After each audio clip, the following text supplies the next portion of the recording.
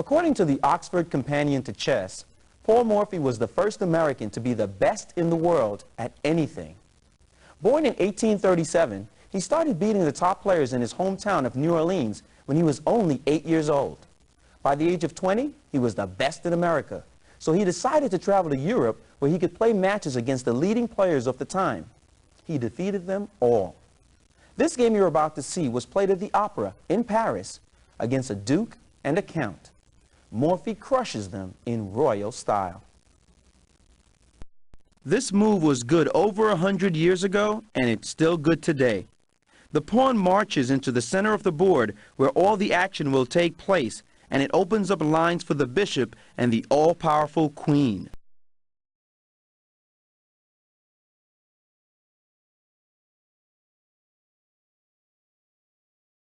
This move attacks the pawn on e5.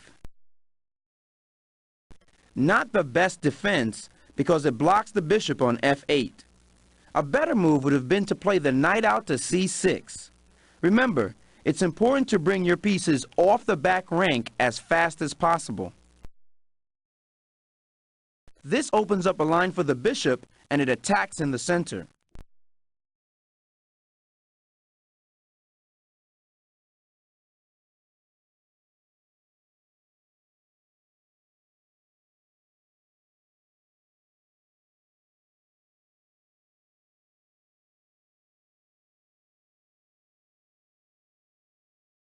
Look out!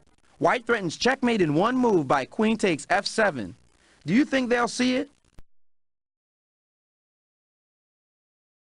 Of course. But look at this next move white plays. Boom! Just like that, white is ganging up on the f7 pawn, and the b7 pawn looks ripe for the plucking. That's a necessary move. It was much better to protect the f7 pawn because that was near the king.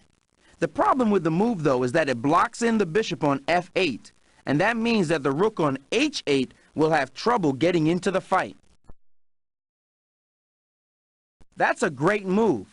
In the opening, it is super important to develop your pieces, not chase after pawns. White knows that black is going to have trouble bringing out the pieces, so the black king is going to lack protection. Morphy is aiming for black's king, not a measly pawn.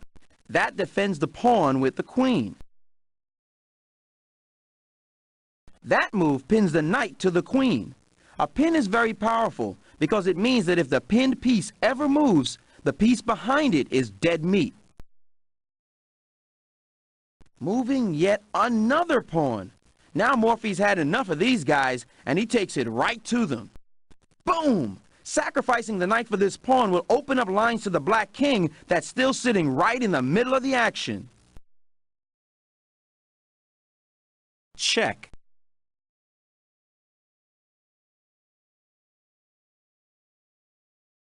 A stupendous move.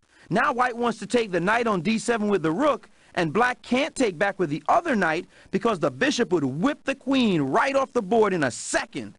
Look at how white's two bishops are slicing into the position. Trying to defend the knight, but Morphy does not mess around. Have mercy! Morphy's trying to peel the skin off black's king, and nothing is going to stand in his way. That's the only move. Anything else would have lost the queen in an instant. This is power chess.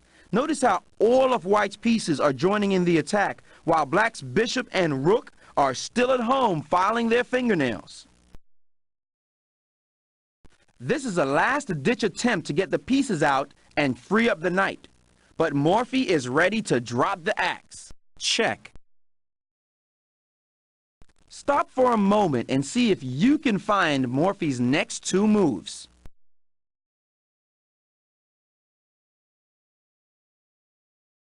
Check. He's giving away his queen. Has he gone crazy?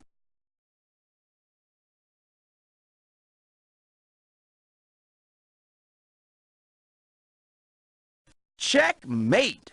The king is busted in the middle of the board. Black has an extra knight and queen, but so what?